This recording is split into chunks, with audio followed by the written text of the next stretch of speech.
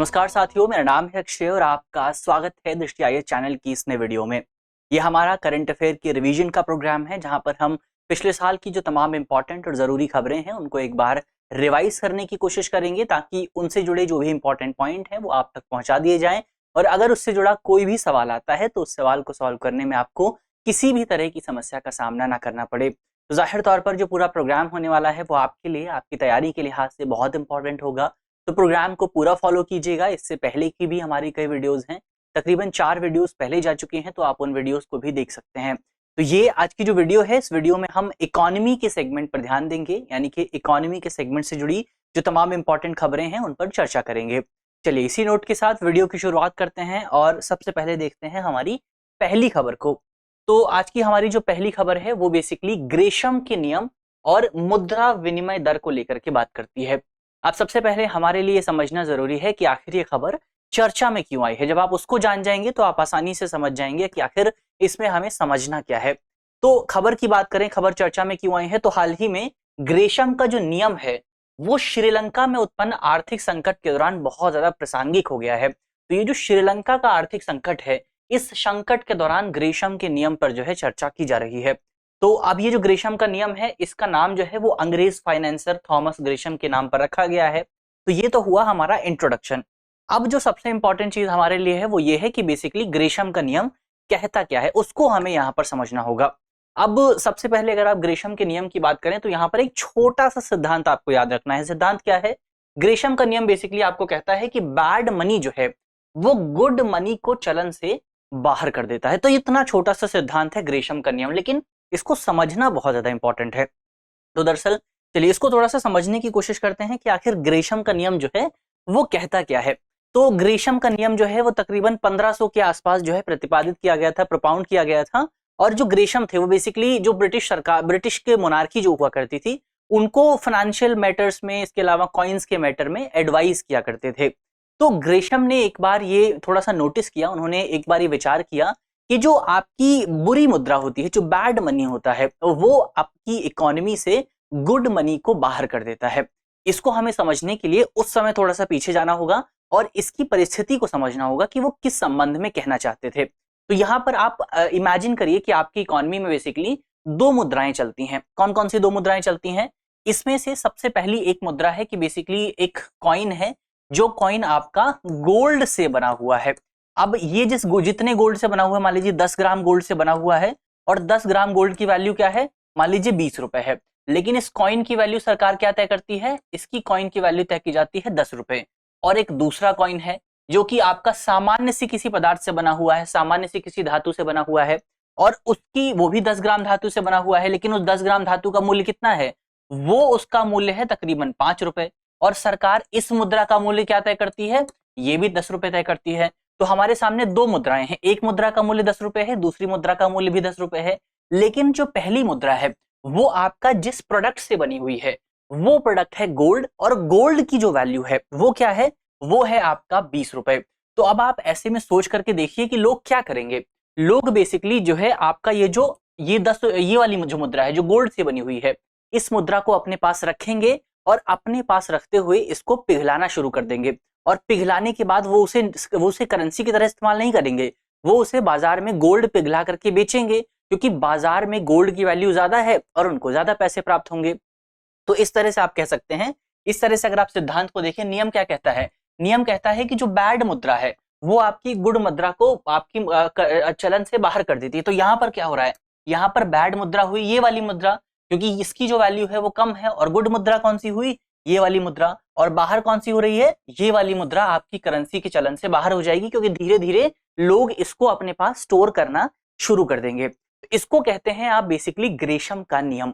ये तो हमने ग्रेशम के सिद्धांत की पर बात की, ग्रेशम का नियम कहता क्या है। अब यहाँ पर बेसिकली ग्रेशम का नियम, ये तो हमने उस समय की बात की जब इस पूरे नियम को प्रोपाउंड किया गया था, स्थापित किया गया था। लेकिन अब आपके मन में सवाल उठेगा कि आखिर ये जो ग्रेशम का नियम है ये वर्तमान समय में कैसे काम करता है, जो हमारी वर्तमान परिस्थितियां हैं। क्योंकि वर्तमान परिस्थितियों में हम सोने के सिक्कों का इस्तेमाल तो नहीं करते हैं, सामान्य से सिक्के इस्तेमाल किए जाते हैं। तो वर्तमान परिस्थितियों में कहां पर लागू होता है?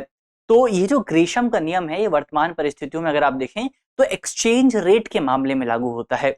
अगर आप ग्रेशम के नियम की बात करें तो सिद्धांत ये कहता है कि ये नियम तब उत्पन्न होता है जब किसी देश की सरकार दो मुद्राओं के बीच में विनिमय दर को आपस में निश्चित कर देती है, यानी कि फिक्स्ड कर दिया जाता है। अब इस पूरे नियम को हम जो है श्रीलंका के मामले में समझने की कोशिश करेंगे। श्रीलंका के मामले में इस पूरे नियम को और बेहतर ढंग से समझने का प्रयास करेंगे। तो होता क्या है, सबसे पहले हमने यहाँ पर बात की कि यहाँ पर शर्त क्या है, ग्रेशम का नियम केवल तब लागू होगा जब उस देश की सरकार जो है वो अपने देश की जो करेंसी है वो दूसरे देश की करेंसी की तुलना में फिक्स कर देती है उसकी वैल्यू को। अब श्रीलंका के मामले में क्या होता है, श्रीलंका के मामले में सरकार ये कहती है कि एक है श्रीलंकाई रुपया और एक है अमेरिकी डॉलर। तो निश्चित पहले क्या होता था, पहले क्या ये बेसिकली ये जो श्रीलंकाई रुपया था इसकी जो वैल्यू है वो बाजार कारकों के आधार पर तय की जाती थी। तो अब लेकिन श्रीलंका की सरकार ने क्या कहा, श्रीलंका की सरकार ने कहा कि एक अमेरिकी डॉलर की जो वैल्यू होगी वो 200 श्रीलंकाई रुपए के बराबर होगी, यानी कि यहां पर फिक्स कर दिया गया। अब ये बाजार कारकों के आधार पर तय नहीं होती है। अब श्रीलंका में बेसिकली क्या कहा गया, अब जो है एक डॉलर की वैल्यू आपको 200 श्रीलंकाई रुपए के बराबर होगी, यानी कि अगर आप श्रीलंका में एक डॉलर खरीदना चाहते थे तो आपको क्या करना पड़ेगा, आपको केवल 200 श्रीलंकाई डॉलर देने पड़ेंगे। लेकिन वहीं दूसरी तरफ अगर आप देखें तो अंतरराष्ट्रीय बाजार में क्या हो रहा था, अंतरराष्ट्रीय बाजार में श्रीलंका की इकोनॉमी गिरती जा रही थी, जिसकी वजह से श्रीलंका की जो करेंसी है वो भी गिर रही थी और एक डॉलर की जो वैल्यू थी श्रीलंकाई रुपए के मुकाबले वो 300 400 इससे भी ज्यादा क्रॉस कर गई थी। तो अब हुआ क्या, यहां पर क्या हुआ, यहां पर हमें क्या देखने को मिला, यहां पर बेसिकली हुआ ये कि अब क्या हुआ, अब मान लीजिए आपको आप जो है किसी दूसरे देश से सामान मंगाना चाहते हैं। अब किसी दूसरे देश से सामान मंगाने के लिए आपको डॉलर की जरूरत पड़ेगी और आपको क्या है, डॉलर आपको खरीदना पड़ेगा। तो अगर आप फॉर्मल मार्केट से डॉलर खरीदने जाते हैं तो आपकी सरकार, अगर आप श्रीलंका से हैं तो आपकी सरकार ने ये तो तय कर दिया है कि बेसिकली एक डॉलर की वैल्यू 200 श्रीलंकाई रुपए है और आप 200 रुपए ही पे कर सकते हैं। लेकिन जो आपको डॉलर बेचने वाला है, मान लीजिए दो व्यक्ति हैं यहाँ पर, इसको और बेहतर एग्जांपल से आप समझिए। मान लीजिए आपके यहाँ पर दो व्यक्ति मौजूद हैं, व्यक्ति ए और व्यक्ति बी। अब ये जो व्यक्ति ए है ये श्रीलंका का नागरिक है, श्रीलंकन सिटीजन है, और ये जो व्यक्ति बी है ये बेसिकली आपका बाजार कोई व्यक्ति है जो कि डॉलर को बेचना चाहता है, डॉलर का सेलर है ये। अब व्यक्ति जो ए है वो व्यक्ति बी के पास जाता है कि मुझे $1 खरीदना है। अब व्यक्ति ए कहता है कि मुझे $1 खरीदना है, लेकिन मेरी सरकार ने तो ये तय कर रखा है कि मैं $1 के बदले केवल 200 श्रीलंकाई रुपए ही दे सकता हूं, ऐसा सरकार ने तय कर रखा है।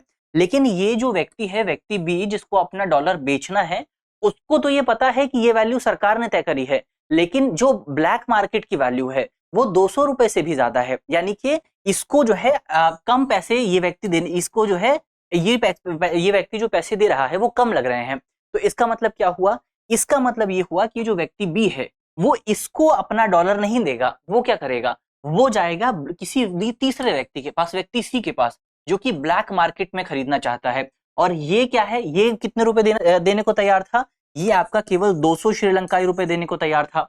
और ये जो व्यक्ति सी है ये ब्लैक मार्केट में 300 से लेकर के 400 500 जितना भी इसकी वैल्यू है वो सब देने को तैयार है। तो अब ये क्या करेगा, ये व्यक्ति बेसिकली इसको नहीं बेचेगा, ये व्यक्ति ब्लैक मार्केट में जाकर के इसको बेच देगा। तो इस तरह से अगर आप देखेंगे इस स्थिति में क्या होता है, यहां पर क्या हुआ, यहां पर जो गुड मुद्रा थी, गुड मुद्रा कौन सी थी, आपकी जो डॉलर थी, ये जो आपका डॉलर था वो चलन से बाहर हो गया, और जो बैड मुद्रा थी यानी कि श्रीलंका का जो डॉलर था वो चलन में बहुत ज्यादा बढ़ गया। तो ये आपने यहाँ पर देखा कि यहाँ पर ग्रेशम का नियम किस तरह से लागू होता है। और यहाँ पर हुआ क्या, यहाँ पर आपका जो फॉर्मल मार्केट है उसमें जो डॉलर है उसकी कमी हो गई, जिसकी वजह से आप जो है सामान नहीं खरीद पाएंगे, आपके देश में फॉरेन करेंसी ही नहीं रह गई है। तो ये बेसिकली यहाँ पर हमने ग्रेशम के नियम की बात की कि ग्रेशम का नियम किस तरह से काम करता है, उसको यहाँ पर हमने समझा।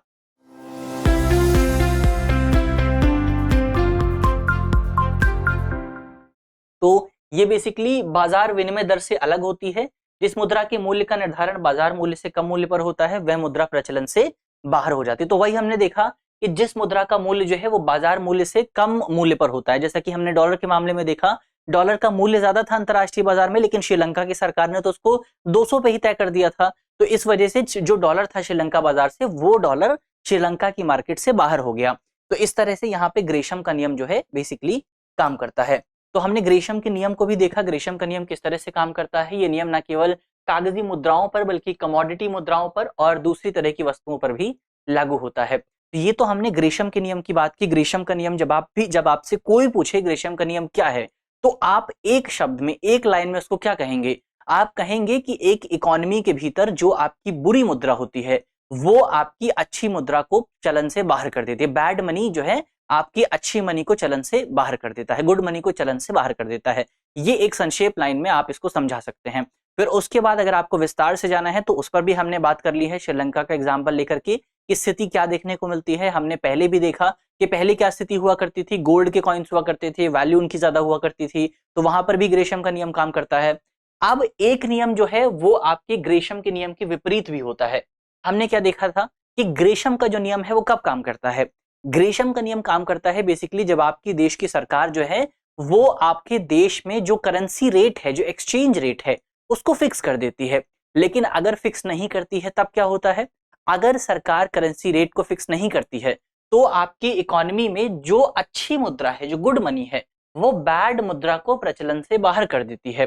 तो इसको आप जो है थियर्स का नियम कहते हैं। इसको आप क्या कहेंगे? इसको कहेंगे थियर्स का नियम। एक नियम है आपका ग्रेशम्स का नियम और एक नियम है थियर्स का नियम। ग्रेशम का नियम क्या कहता है? ग्रेशम का नियम कहता है कि जब भी फिक्स एक्सचेंज रेट होता है तो आपकी जो बुरी मुद्रा है वो अच्छी मुद्रा को चलन से बाहर कर देती है। वहीं थियर्स का नियम क्या कहता है? थियर्स का नियम कहता है कि जब आपके देश में फ्लोटिंग एक्सचेंज रेट होता है तो वहां पर जो आपकी अच्छी मुद्रा है वो बुरी मुद्रा को चलन से बाहर कर देती है। तो ये बेसिकली यहां पर हमें देखने को मिला। हमने ग्रेशम के नियम पर भी बात की, हमने थियर्स के नियम पर भी बात की। और अगर आप थियर्स के नियम का एग्जाम्पल देखेंगे तो क्रिप्टो करेंसी जो है वो आपको थियर्स के नियम का सबसे बेहतर एग्जाम्पल देखने को मिलेगा। और जो क्रिप्टो करेंसी है वो एक अच्छी मुद्रा है और हमारी जो जनरल करेंसी है उसको आप एक बुरी मुद्रा के तौर पर देख सकते हैं। तो ये बेसिकली यहाँ पर हमने बात की ग्रेशम के नियम की और थियर्स के नियम की। अब हम आगे बढ़ते हैं और इसमें जो एक इंपॉर्टेंट चीज आती है वो है आपका फिक्स्ड एक्सचेंज रेट, यानी कि स्थिर विनिमय दर। तो इसको हमने वैसे भी समझ लिया था, निश्चित विनिमय दर या फिर फिक्स्ड एक्सचेंज रेट, जिसे अधिकीलित विनिमय दर या फिर पेज्ड एक्सचेंज रेट भी कहा जाता है। इसके तहत किसी देश या किसी देश की सरकार या फिर केंद्रीय बैंक द्वारा ये लागू एक व्यवस्था है जिसमें देश की आधिकारिक मुद्रा विनिमय दर को दूसरे देश की मुद्रा या सोने की कीमत से जोड़ दिया जाता है। तो इसको आप कहते हैं फिक्स्ड एक्सचेंज रेट। स्थिर विनिमय दर प्रणाली का उद्देश्य मुद्रा के मूल्य को एक संकीर्ण दायरे में रखना होता है। इसके इतिहास की अगर आप बात करें तो 1944 में इसके इतिहास को आप देख सकते हैं, जहां पर आपका ब्रिटेन वुड्स समझौता आपको देखने को मिला था। और इसी समझौते का परिणाम रहा कि हमें अंतरराष्ट्रीय स्तर पर फिक्स्ड एक्सचेंज रेट देखने को मिलता है। तो इस सम्मेलन में भाग लेने वाले देशों ने अपनी मुद्राओं को अमेरिकी डॉलर से पेज कर दिया था, जोड़ दिया था। इसका उद्देश्य स्थिरता को बढ़ावा देना और मुद्राओं के प्रतिस्पर्धात्मक अवमूल्यन को रोकना था, जिसने महामंदी और सेकेंड वर्ल्ड वॉर के दौरान आर्थिक अस्थिरता में योगदान दिया था। क्योंकि दुनिया की जो करेंसी थी वो डॉलर से जुड़ी हुई थी, तो जब डॉलर में अस्थिरता बढ़ी तो इसकी वजह से दुनिया की दूसरी इकोनॉमीज में भी हमें इंस्टेबिलिटी देखने को मिली थी। तो ये बेसिकली हमने फिक्स्ड एक्सचेंज रेट पर भी बात कर ली है। अब यहाँ पर हमारी पहली खबर समाप्त होती है और अगर आपको पहली खबर समझ में आई है तो उसको कमेंट बॉक्स में बताइए कि आपको खबर समझ में आ गई है। तो अगर खबर समझ में आ गई है तो हम बढ़ते हैं आगे, बात करते हैं हमारी अगली खबर पे। तो हमारी अगली जो खबर है वो बेसिकली आपका वृद्धिशील नगद आरक्षित अनुपात यानी कि इंक्रीमेंटल कैश रिजर्व रेशो से जुड़ी हुई है। सबसे पहले हमें जानना जरूरी है कि खबर चर्चा में क्यों आई थी। तो खबर चर्चा में आई थी क्योंकि हाल ही में भारतीय रिजर्व बैंक यानी कि आरबीआई, जो कि भारत का सेंट्रल बैंक है, केंद्रीय बैंक है, तो आरबीआई ने वृद्धिशील नगद आरक्षित अनुपात को चरणबद्ध तरीके से बंद करने की घोषणा की है। केंद्रीय बैंक कई चरणों में आईसीआरआर के तहत बैंकों द्वारा रखी गई राशि को वापस करेगा, वापस उसको जारी कर दिया जाएगा। तो ये बेसिकली खबर थी जिस खबर की वजह से पूरा जो टॉपिक है आईसीआरआर वाला, इंक्रीमेंटल कैश रिजर्व रेशो का जो टॉपिक है वो आपको चर्चा में देखने को मिला था। अब सबसे पहले इस टॉपिक को समझते हैं कि टॉपिक है क्या और टॉपिक किस विषय से जुड़ा हुआ है। तो इस पूरे पॉलिसी की घोषणा जो है, इंक्रीमेंटल कैश रिजर्व रेशो की पॉलिसी जो है, इस पॉलिसी की घोषणा रिजर्व बैंक की ओर से 10 अगस्त 2023 को की गई थी। अब सबसे पहले हमें ये जानना होगा कि आखिर ये पॉलिसी लाई क्यों गई थी। तो पॉलिसी को लाए जाने की अगर आप देखें, उसको इसके पीछे का बैकग्राउंड अगर आप समझने की कोशिश करें तो इसकी शुरुआत होती है 2000 के नोटों के विमुद्रीकरण के साथ, यानी कि डिमोनेटाइजेशन के साथ। आपको याद होगा कि बीते दिनों साल 2023 में ही जो हमारी केंद्र सरकार है उसने 2000 के नोटों को बाहर कर दिया था, हमारी करेंसी से बाहर कर दिया था, उसको बंद कर दिया गया था। लेकिन जिन 2000 के नोटों को जब बंद किया गया तो हमारे जो नागरिक थे उनको एक विंडो दी गई, उनको एक समय दिया गया कि वो अपने पैसों को बैंक में जमा कर सकते थे। अब क्योंकि जब उन्होंने पैसों को बैंक में जमा किया तो बैंक के पास बहुत ज्यादा लिक्विडिटी बढ़ गई, यानी कि बैंक के पास बहुत ज्यादा पैसे हो गए, तरलता बहुत ज्यादा बढ़ गई थी। तो अब ये जो तरलता बढ़ गई, इस तरलता को रोकने के लिए, क्योंकि अगर मार्केट में तरलता ज्यादा होगी, लिक्विडिटी ज्यादा होगी, तो इसकी वजह से आपका महंगाई भी बढ़ेगी, आपका बेसिकली जो इन्फ्लेशन है वो भी बढ़ेगा। कैसे बढ़ेगा? क्योंकि जब नागरिक जो है वो बैंकों को ज्यादा पैसे जमा करेंगे, क्योंकि सरकार ने तो कह दिया कि अब 2000 का नोट नहीं चलेगा कुछ समय बाद, तो लोग क्या करेंगे? लोग बेसिकली उस 2000 के नोट को जो कि उनके पास रखा हुआ है उसको बैंक के पास जमा कर देंगे। अब बैंक के पास बहुत सारे लोग अगर अपना अपना पैसा जमा करेंगे तो बैंक के पास तो करोड़ों रुपए हो गए, अरबों रुपए हो गए। तो बैंक क्या करेगा? उसका बैंक उस पैसे को लोन देगा। अब लोन देने का मतलब यह है कि बाजार में लिक्विडिटी बढ़ेगी, बाजार में महंगाई बढ़ जाएगी। तो इसको रोकने के लिए बेसिकली रिजर्व बैंक की ओर से इंक्रीमेंटल कैश रिजर्व रेशो की पॉलिसी को अपनाया गया था। क्या कहा गया इस पूरी पॉलिसी में? इस पूरी पॉलिसी में आरबीआई ने कहा कि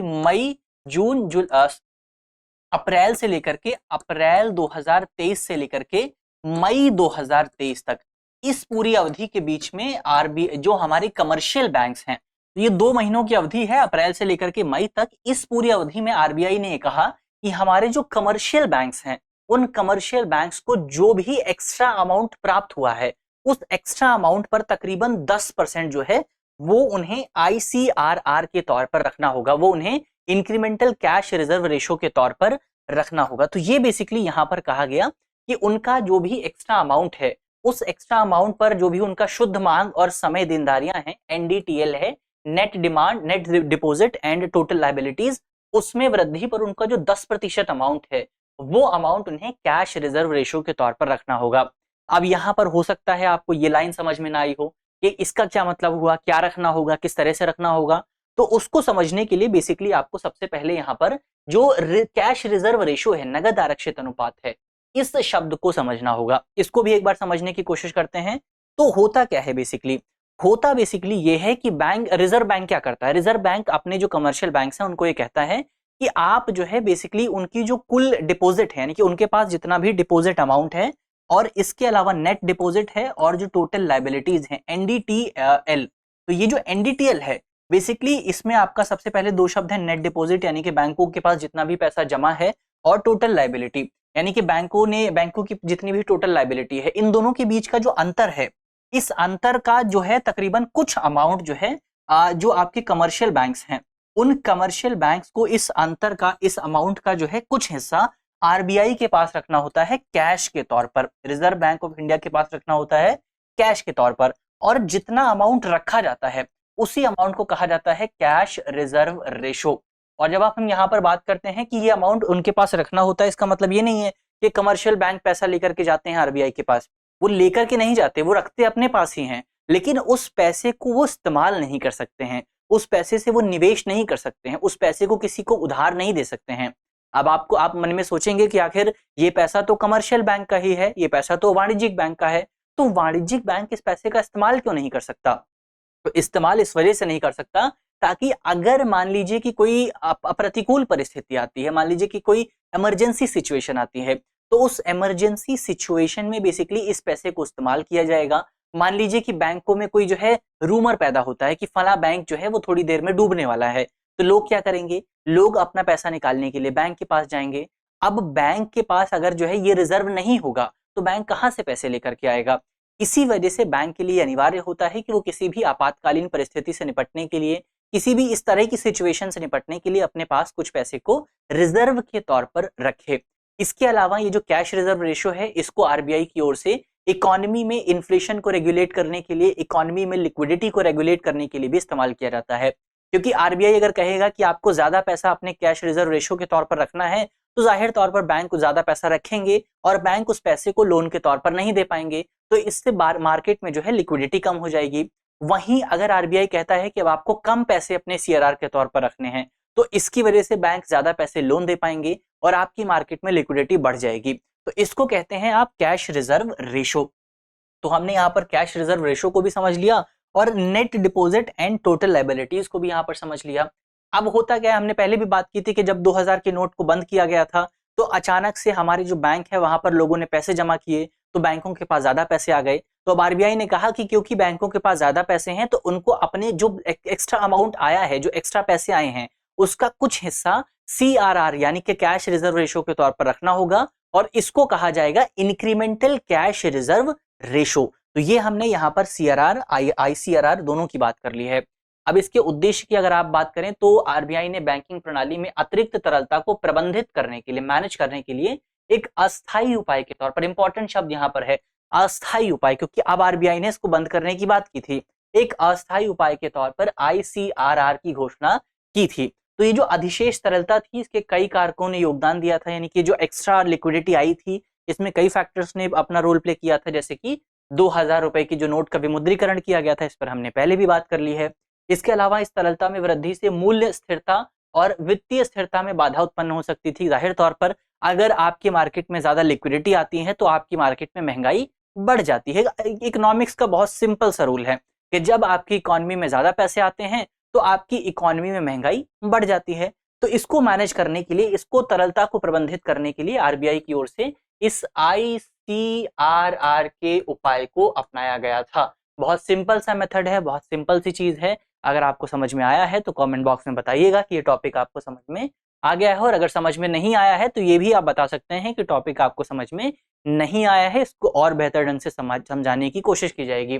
तो एक बार हम दोबारा से सीआरआर की बात कर लेते हैं। इसको वैसे तो हमने पहले भी समझ लिया है, लेकिन स्लाइड में एक बार अगर आप इसको देख लें तो बैंक की कुल जमा राशि के मुकाबले रिजर्व में रखी जाने वाली नकदी का प्रतिशत होता है। नकदी का हमने देखा कि जो बैंकों के पास जो अमाउंट होता है उसका कुछ प्रतिशत जो है रिजर्व के तौर पर रखा जाता है, और सभी बैंकों को रखना होता है। जैसे कि भारत में सभी जो वाणिज्यिक बैंक हो गए, इसके अलावा आपके जो भुगतान बैंक हो गए, पेमेंट बैंक हो गए, फाइनेंशियल बैंक हो गए, जैसे कि आपका जो स्मॉल फाइनेंशियल बैंक हैं, इसके अलावा जो सहकारी बैंक हो गए, जिला केंद्रीय सहकारी बैंक हो गए, इन सभी को अपने पास जो है सीआरआर रखना होता है। तो बैंक की जो सीआरआर की राशि है वो कॉर्पोरेट्स या व्यक्तिगत उधारकर्ताओं को उधार नहीं दे सकते हैं, यानी कि जो सीआरआर की राशि है वो बैंक इसका इस्तेमाल नहीं कर सकते हैं, और बैंक उस राशि का उपयोग निवेश के लिए भी नहीं कर सकते हैं। तो वो राशि केवल रखी रहती है ताकि अगर कोई आपातकालीन परिस्थिति आती है तो उससे निपटा जा सके, क्योंकि इकोनॉमी के लिए बैंक बहुत इंपॉर्टेंट होते हैं। अगर आपके बैंक सुरक्षित हैं तो आपकी इकोनॉमी सुरक्षित है। अगर आप ग्रेट डिप्रेशन की बात करें तो वहां पर जो पूरी मंदी की शुरुआत हुई थी वो बैंकों के ढहने की वजह से ही हुई थी, बैंकों के कोलैप्स की वजह से ही हुई थी। तो एक इकोनॉमी के भीतर बैंकों को सुरक्षित रखना बहुत ज्यादा इंपॉर्टेंट होता है।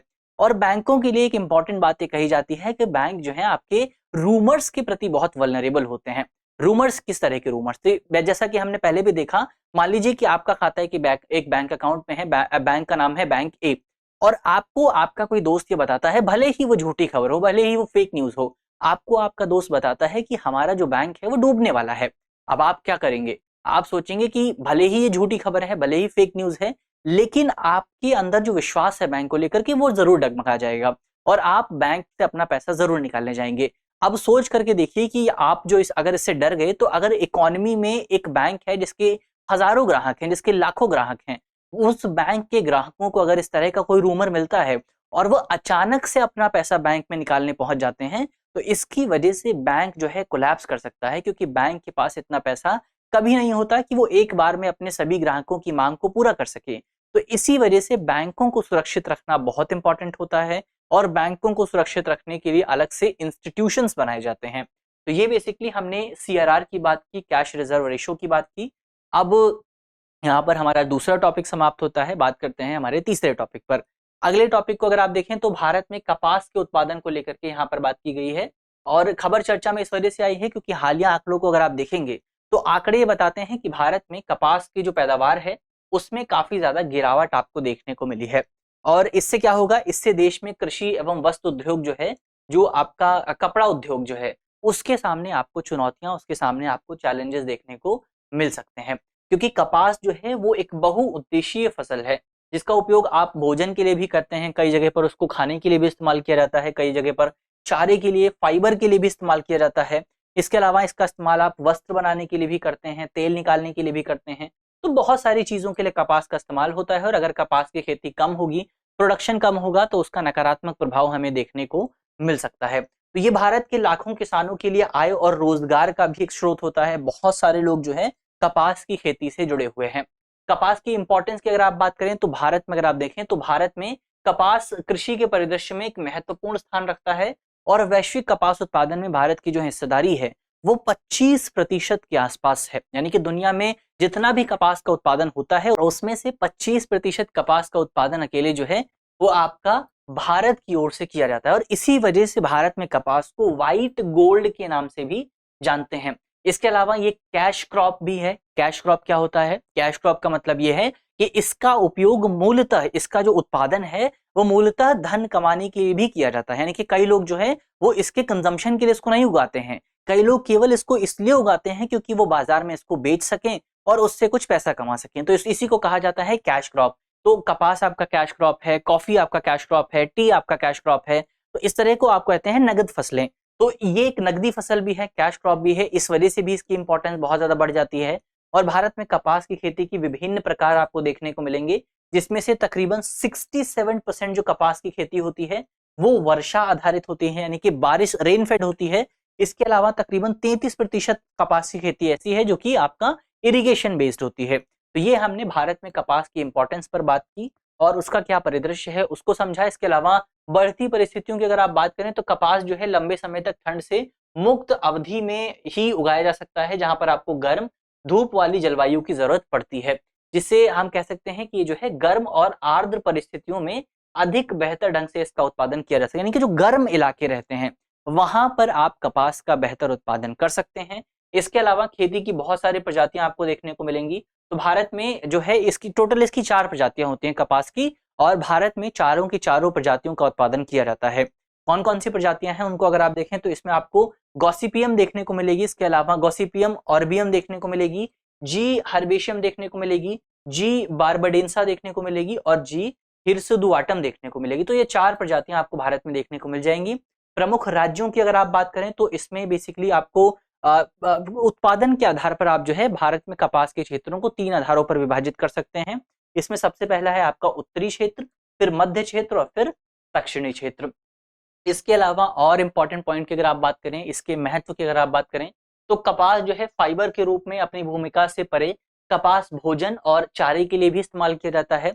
भारत की कपड़ा फाइबर खपत में कपास की हिस्सेदारी बहुत बड़ी है और ये देश में कपड़ा उद्योग के लिए बहुत इंपॉर्टेंट है। इसके अलावा कपास के बीज का केक पशुधन के लिए एक मूल्यवान प्रोटीन युक्त फीड घटक के रूप में भी काम करता है। तो ये बेसिकली उसके हमने इंपॉर्टेंस पर बात कर ली है। यहाँ पर जो हमारी खबर है वो समाप्त होती है। बहुत छोटी सी खबर थी, खबर इसी बात को लेकर के थी कि भारत में जो आपका कपास का उत्पादन है वो कम हो रहा है। चलिए बढ़ते हैं आगे, बात करते हैं हमारी अगली खबर पे। तो हमारी अगली खबर इकोनॉमी के बहुत इंटरेस्टिंग कॉन्सेप्ट में से एक है। हमारी अगली खबर है बॉन्ड यील्ड से जुड़ी हुई।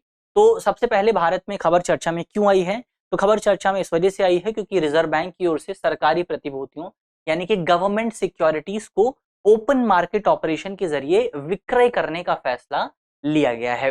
तो आरबीआई ने बाजार में रुपए की तरलता बनाए रखने के लिए ओएमओ यानी कि ओपन मार्केट ऑपरेशंस का उपयोग किया है। और बॉन्ड क्या होता है? बॉन्ड एक प्रकार का लिखित इंस्ट्रूमेंट है, बॉन्ड एक प्रकार का ऋण इंस्ट्रूमेंट है जिसका इस्तेमाल जो है बड़ी बड़ी कंपनियां और सरकारें आपस में सरकारें जो हैं वो आम जनता से पैसा जुटाने के लिए करती हैं। तो इसे खरीदकर कोई निवेशक जो है वो जो एंटिटी इसको जारी कर रही है, जो जारी करता है, इशूअर जो है वो सरकार भी हो सकती है, वो कंपनी भी हो सकती है, उनको जो है पैसे दिए जाते हैं निवेशकों की ओर से। तो इसको आप कहते हैं बॉन्ड। अब इसके अलावा एक शब्द यहाँ पर इंपॉर्टेंट आता है, वो है ओपन मार्केट ऑपरेशन। तो ओपन मार्केट ऑपरेशन को समझना बहुत इंपॉर्टेंट है, इकोनॉमी के सबसे इंपॉर्टेंट कॉन्सेप्ट में से एक है। तो ओपन मार्केट ऑपरेशन क्या होता है? तो ओपन मार्केट ऑपरेशन क्या होता है उससे ज्यादा इंपॉर्टेंट ये है कि ओपन मार्केट ऑपरेशन का इस्तेमाल जो रिजर्व बैंक है वो इकोनॉमी में लिक्विडिटी को मैनेज करने के लिए किस तरह से किया जाता है। तो इस पूरे प्रोसेस को हम समझने की कोशिश करते हैं। होता क्या है, सबसे पहले यहाँ पर जो जो इंपॉर्टेंट स्टेप्स होते हैं उनको समझने की कोशिश करते हैं और आप आसानी से ओपन मार्केट ऑपरेशन को समझ जाएंगे। तो इसमें जो सबसे पहला स्टेप आता है वो है आपका आरबीआई। आरबीआई क्या करता है? आरबीआई बेसिकली सरकार की ओर से जीसेक यानी कि गवर्नमेंट सिक्योरिटीज को जारी करता है। अब इन गवर्नमेंट सिक्योरिटीज का कैसे इस्तेमाल किया जाता है?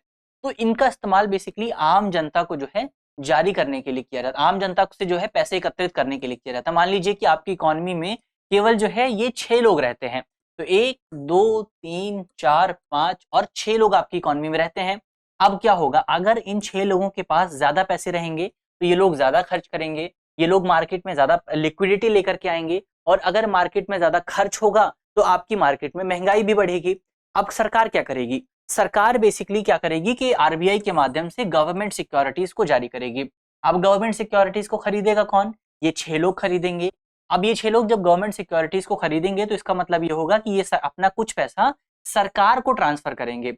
मान लीजिए पहले इनके पास 10 रुपए मौजूद थे सभी के पास, और अब जो है ये अपना पैसा जो है सरकार को ट्रांसफर कर देते हैं 5-5 रुपए। अब इनके पास कितना बचता है, अब इनके पास जो है 5-5 रुपए बचते हैं।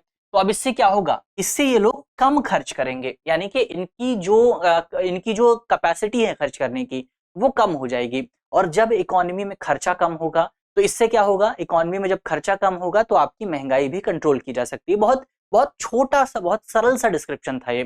तो यहाँ पर क्या करेंगे, ये लोग इसकी गवर्नमेंट सिक्योरिटीज को खरीद लेंगे, और इस गवर्नमेंट सिक्योरिटीज के बदले बेसिकली इनको जो है कुछ इंटरेस्ट प्राप्त होगा।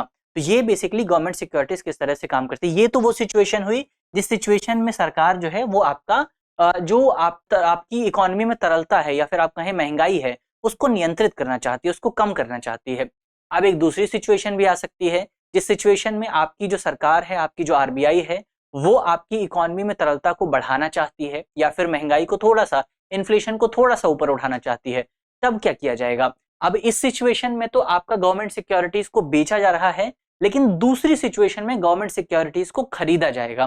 तो जब गवर्नमेंट सिक्योरिटीज को खरीदा जाता है तो इससे आपकी इकोनॉमी में लिक्विडिटी बढ़ जाती है। बढ़ कैसे जाती है, तो मान लीजिए यही एग्जांपल लीजिए, इन लोगों के पास अभी 5-5 रुपए मौजूद हैं और एक गवर्नमेंट सिक्योरिटी है 5 रुपए की, तो टोटल इनके पास 10 रुपए का अमाउंट है, लेकिन जो 5 रुपए की गवर्नमेंट सिक्योरिटीज है उसको ये खर्च नहीं कर सकते। अब क्या करेंगे, सरकार इन गवर्नमेंट सिक्योरिटीज को खरीदना चाहती है, तो इन सभी लोगों ने वापस सरकार को गवर्नमेंट सिक्योरिटीज दे दी, और उस गवर्नमेंट सिक्योरिटीज के बदले इन सभी लोगों को 5-5 रुपए भी प्राप्त हो गए। तो अब इन सभी के पास कितने रुपए हो गए, इन सभी के पास हो गए अब 10 रुपए, जिन 10 रुपयों को ये खर्च कर सकते हैं। तो अब मार्केट में लिक्विडिटी बढ़ गई है। तो ये बेसिकली सरल सा कॉन्सेप्ट है जो कि ओपन मार्केट ऑपरेशन कहलाता है। अब हमने यहाँ पर पूरा समझ लिया है कि बेसिकली ओपन मार्केट ऑपरेशन क्या है और किस तरह से काम करता है। अब जो हमारे लिए इंपॉर्टेंट है वो बेसिकली बॉन्ड को समझना है, गवर्नमेंट बॉन्ड्स को समझना है बेसिकली आप कह सकते हैं। तो इस जो है बेसिकली जो बॉन्ड जारी करता है उसको निर्धारित अवधि के लिए फ्लोटिंग दर पर, निश्चित दर पर ब्याज भी प्रदान किया जाता है। इसके अलावा बॉन्ड का उपयोग कंपनी, नगर पालिकाएं, इसके अलावा राज्य संप्रभु सरकारों द्वारा किया जाता है ताकि अलग अलग परियोजनाओं के लिए फाइनेंस जो है वो जुटाए जा सके। इसके अलावा सरकारी प्रतिभूतियां केंद्र सरकार या राज्य सरकारों द्वारा जारी किए जाने वाले व्यापार योग्य लिखित या साधन होते हैं। यानी कि गवर्नमेंट सिक्योरिटीज क्या है, गवर्नमेंट सिक्योरिटीज या फिर जिन्हें आप जी-सेक भी कहते हैं। जी-सेक क्या है, ये सरकार, केंद्र सरकार या फिर राज्य सरकार द्वारा जारी किए जाने वाले फाइनेंशियल इंस्ट्रूमेंट्स होते हैं। ये सरकार की ऋण संबंधी जरूरतों को पूरा करते हैं। ये प्रतिभूतियां अल्प अवधि या फिर दीर्घ अवधि दोनों के लिए जारी की जा सकती हैं। अब जो ऐसी प्रतिभूतियां जिनकी जो परिपक्वता अवधि है, जिनके जो मेच्योरिटी पीरियड है वो 1 वर्ष से कम होता है, ये डिस्टिंक्शन आपको याद रखना है कि ऐसी गवर्नमेंट सिक्योरिटीज जिनकी जो मेच्योरिटी पीरियड है, जिनकी जो परिपक्वता अवधि है वो 1 वर्ष से कम है, इनको आप कहते हैं ट्रेजरी बिल। तो अगर आपके प्रश्न पत्र में सवाल आता है कि ट्रेजरी बिल क्या होता है तो आप क्या कहेंगे, ट्रेजरी बिल बेसिकली ऐसे गवर्नमेंट सिक्योरिटीज होती हैं जिनकी जो मेच्योरिटी पीरियड है, जिनकी जो परिपक्वता अवधि है वो 1 वर्ष से कम होता है। इसके अलावा दूसरी तरह की प्रतिभूति जिनकी जो मेच्योरिटी पीरियड है वो 1 साल से ज्यादा होता है, उन्हें आप कहते हैं गवर्नमेंट बॉन्ड या फिर दिनांकित प्रतिभूतियां। तो ये बेसिकली हमने दोनों पर डिफरेंस की बात की। इसके अलावा एक और इंपॉर्टेंट शब्द यहाँ पर आता है वो है बॉन्ड यील्ड। बॉन्ड यील्ड का क्या मतलब है, तो हमने इसको पहले भी समझा था, पिछली वीडियो में भी हमने इस पर बात की थी कि बॉन्ड यील्ड का मतलब ये है कि गवर्नमेंट सिक्योरिटीज पर एक निवेशक को जो रिटर्न प्राप्त होता है, जो इंटरेस्ट प्राप्त होता है, उसको कहा जाता है बॉन्ड यील्ड। तो ये होता है बॉन्ड यील्ड को हमने समझा। इसके अलावा जब कोई निवेशक बॉन्ड खरीदता है तो वो अनिवार्य रूप से बॉन्ड जारीकर्ता को जो है पैसे उधार देता है, और बदले में जो आपका बॉन्ड जारी करता है वो बॉन्ड के पूरे जीवन काल में निवेशकों को कुछ ब्याज देता है। तो इसको हम पहले भी समझ चुके हैं। इसके अलावा जो एक इंपॉर्टेंट चीज यहाँ से निकल करके आती है जो कि आपको समझना जरूरी है, वो है आपका बाजार में जो ब्याज दर है और जो बॉन्ड की कीमत है उसके बीच में क्या रिलेशन आपको देखने को मिलता है। तो बाजार में जो ब्याज दर है और जो बॉन्ड की कीमत है उसके बीच में आपको नेगेटिव रिलेशन देखने को मिलता है। नेगेटिव रिलेशन का क्या मतलब हुआ? नेगेटिव रिलेशन का मतलब ये है कि बेसिकली जब बेसिकली आपकी मार्केट में ब्याज दर या जब मार्केट में ब्याज दर गिरती है तो इसकी वजह से बेसिकली आपका बॉन्ड की जो कीमत है वो कीमत जो है बढ़ जाती है। इसका क्या मतलब हुआ? इसको आप जो है बहुत सरल तरीके से समझ सकते हैं। यहाँ पर जो है दो इन्वेस्टमेंट इंस्ट्रूमेंट्स की बात की जा रही है। एक निवेश है जो कि आप जो है बाजार में जो ब्याज दर है उसके आधार पर है, और एक है आपका सरकारी प्रतिभूतियों के आधार पर। तो अब खुद सोच करके देखिए कि आप जो है मान लीजिए बाजार में ब्याज दर जो है ज्यादा है, यानी कि आपको बाजार में निवेश करने पर इंटरेस्ट रेट ज्यादा मिलेगा, और एक तरफ आपको गवर्नमेंट सिक्योरिटीज हैं जहां पर आपको निवेश करने पर कम पैसे मिलते हैं। तो आप क्या करेंगे? आप जो है बेसिकली बाजार में निवेश करेंगे, आप बाजार से रिटर्न ज्यादा कमा सकते हैं। और जब आप बाजार में निवेश करेंगे तो इसका मतलब ये है कि गवर्नमेंट सिक्योरिटीज की जो डिमांड है वो कम हो गई है, और गवर्नमेंट सिक्योरिटीज की डिमांड अगर कम होगी तो सीधा सा रूल कहता है कि जब किसी चीज की डिमांड कम होती है तो उसकी वैल्यू भी कम हो जाती है। तो इस तरह से आपकी गवर्नमेंट सिक्योरिटीज की जो कीमत है वो कम हो जाएगी। वहीं दूसरी तरफ आप दूसरी सिचुएशन में देखिए जहां पर आपका जो बाजार का इंटरेस्ट रेट है वो कम है और आपका जो बॉन्ड यील्ड है वो ज्यादा है। तो अब निवेशक कहां पर जाएंगे?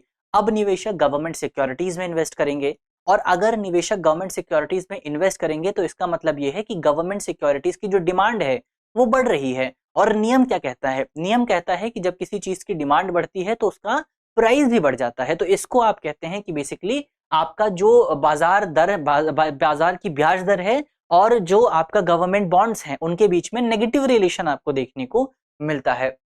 तो ये बेसिकली हमने दोनों के बीच में रिलेशन की बात की। अब हम बढ़ते हैं आगे, और यहाँ पर हमने बॉन्ड को पूरी तरह से समझ लिया है। बढ़ते हैं आगे, बात करते हैं अगली खबर पे।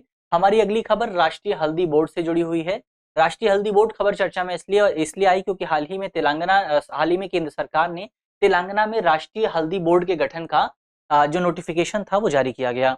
इसके उद्देश्य की अगर आप बात करें राष्ट्रीय हल्दी बोर्ड की, तो इसके प्रमुख उद्देश्यों में शामिल है नए उत्पादों और मूल्यवर्धन को बढ़ावा देना, जिससे घरेलू और अंतर्राष्ट्रीय बाजारों में हल्दी की मांग को बढ़ावा दिया जा सके, हल्दी की मांग को पैदा किया जा सके। इसके अलावा अगर आप देखें तो हल्दी और हल्दी से संबंधित उत्पादों की निर्यात के लिए अवसंरचना और लॉजिस्टिक का निर्माण करना, ताकि उनका बेहतर तरीके से ट्रांसपोर्टेशन किया जा सके, ये काम भी राष्ट्रीय हल्दी बोर्ड का ही है। इसके अलावा अगर आप देखें तो हल्दी की आपूर्ति श्रृंखला में गुणवत्ता सुनिश्चित करना, यानी कि अच्छी क्वालिटी लेकर के आना और सुरक्षा मानकों का ध्यान रखना, उनका निर्धारण करना। इसके अलावा हल्दी के प्रत्यक्ष और अप्रत्यक्ष उपयोग से जो पारंपरिक ज्ञान का विकास हुआ है उसका लिखित प्रमाण तैयार करना, ताकि लोगों को जो है ये विश्वास दिलाया जा सके कि भारत में हल्दी का उपयोग होता रहा है और इसके कितने सारे गुण मौजूद हैं। इसके अलावा हल्दी के जो औषधीय गुण हैं, जो स्वास्थ्य संबंधी गुण हैं, जो आरोग्य को बढ़ाने की क्षमता है, उस क्षमता को विकसित करना, उसको लेकर के जो है अनुसंधान करना। तो ये हल्दी बोर्ड के उद्देश्यों की बात हुई। इसकी संरचना की अगर आप बात करें, इसका स्ट्रक्चर कैसा होता है, तो हल्दी बोर्ड में एक अध्यक्ष मौजूद होते हैं जिनकी नियुक्ति केंद्र सरकार द्वारा की जाती है। इसके अलावा 4 सदस्य होते हैं जो कि वाणिज्य, कृषि और आयुष मंत्रालयों और आयुष विभाग का प्रतिनिधित्व करते हैं। इसके अलावा अगर आप देखें तो इसमें 8 आपको अन्य सदस्य देखने को मिलेंगे जो कि हल्दी की जो मूल्य श्रृंखला है, जो सप्लाई चेन है, उससे जुड़े होते हैं। हो सकता है हल्दी के प्रोडक्शन से जुड़े हों, हो सकता है हल्दी के ट्रांसपोर्टेशन से, इसके अलावा हल्दी के स्टोरेज से, इसके अलावा उसकी मार्केटिंग से जुड़े हुए हों। तो कहीं भी जो मूल्य श्रृंखला है वहां पर जुड़े हो सकते हैं। इसके अलावा ये बोर्ड जो है वो आपका वाणिज्य मंत्रालय के अधीन, यानी कि मिनिस्ट्री ऑफ कॉमर्स के अधीन काम करता है। अब एक बार भारत में हल्दी के बारे में बात कर लेते हैं। तो अगर हल्दी के बारे में आप बात करें तो भारत विश्व में हल्दी का सबसे बड़ा उत्पादक, उपभोक्ता और निर्यातक देश है। तो तीनों ही मामले में, चाहे आप उत्पादन की बात करें, चाहे आप उपभोग की बात करें, चाहे आप निर्यात की बात करें, तीनों ही मामले में, हल्दी के मामले में भारत जो है पहले स्थान पर आता है। प्रमुख तथ्यों को अगर आप देखें तो ये बेसिकली उष्णकटिबंधीय एक पौधा है। इसके लिए तकरीबन आपको 20 से 35 डिग्री सेल्सियस के बीच में अनुकूल तापमान चाहिए होता है, और इसके लिए आपको 1500 मिलीमीटर या इससे ज्यादा की वार्षिक वर्षा की जरूरत होती है। और इसकी खेती के लिए अच्छे जल निकासी वाले लाल दमोट मृदा की भी जरूरत होती है। तो ये बेसिकली हल्दी की उत्पादन के लिए जो इंपॉर्टेंट पॉइंट हुए। इसके अलावा हल्दी में आपको एंटीऑक्सीडेंट और एंटी इन्फ्लेमेटरी गुण भी देखने को मिलेंगे। भारत में लगभग 3.24 लाख हेक्टेयर भूमि पर हल्दी की खेती की जाती है, जहां भारत में प्रतिवर्ष करीबन 11.61 लाख टन हल्दी का उत्पादन होता है। और वैश्विक उत्पादन में भारत की जो हिस्सेदारी है वो 75% के आसपास है। यानी कि भारत जो है हल्दी के उत्पादन में आपको बहुत आगे दिखाई देगा। दुनिया में जितना भी उत्पादन होता है उसमें से 75% उत्पादन आपको अकेले केवल भारत में दिखाई देगा। भारत में हल्दी की लगभग 30 से ज्यादा किस्में आपको दिखाई दे जाएंगी और सबसे बड़े उत्पादक राज्यों की अगर आप बात करें तो महाराष्ट्र इसमें प्रथम नंबर पर आता है। इसके बाद तेलंगाना, कर्नाटक और तमिलनाडु। तो आपको जो सदर्न स्टेट हैं वो आपको यहाँ पर सबसे आगे दिखाई देंगे। तो आप कह सकते हैं कि भारत में हल्दी का जो सबसे ज्यादा उत्पादन होता है, क्षेत्रवार अगर आप देखें तो सदर्न इलाके में भारत में आपको सबसे ज्यादा हल्दी का उत्पादन देखने को मिलेगा। राज्यों की अगर आप बात करें तो महाराष्ट्र आपका पहले नंबर पर है, तेलंगाना, कर्नाटक और तमिलनाडु आपका दूसरे, तीसरे और चौथे नंबर पर आपको मिल जाएंगे। इसके अलावा भारतीय हल्दी का निर्यात मुख्य रूप से बांग्लादेश में होता है, संयुक्त अरब अमीरात में होता है, यूएसए यानी अमेरिका में होता है और मलेशिया में होता है। इसका निर्यात जो है टारगेट ये रखा गया है और उम्मीद ये है कि 2030 तक जो इसका निर्यात है वो $1 बिलियन तक पहुंच सकता है। तो ये हमने हल्दी के बारे में कुछ इंपॉर्टेंट पॉइंट्स थे उनकी यहाँ पर बात की और इस तरह से हमारी जो वीडियो है वो यहाँ पर समाप्त होती है। मुझे उम्मीद है कि इस वीडियो में हमने जितने भी इंपॉर्टेंट पॉइंट्स पर बात की है वो आपको समझ में आए होंगे और अगर समझ में आए हैं तो वीडियो को लाइक कीजिएगा, अपने दोस्तों के साथ शेयर कीजिएगा, उन्हें बताइएगा कि इस तरह का एक प्रोग्राम है जहां पर हम पिछले साल की जो तमाम इंपॉर्टेंट खबरें हैं उन पर कॉन्सेप्ट के लिहाज से जरूरी चर्चाएं करने की कोशिश कर रहे हैं। अपना ख्याल रखिए, ध्यान रखिए, मिलते हैं आपसे अगली वीडियो में। तब तक के लिए अपना ख्याल रखिए, ध्यान रखिए, पढ़ते रहिए। धन्यवाद। डियर व्यूअर्स, अपने एग्जाम की तैयारी को और बेहतर करने के लिए हमारे चैनल को लाइक, शेयर और सब्सक्राइब करना न भूलें।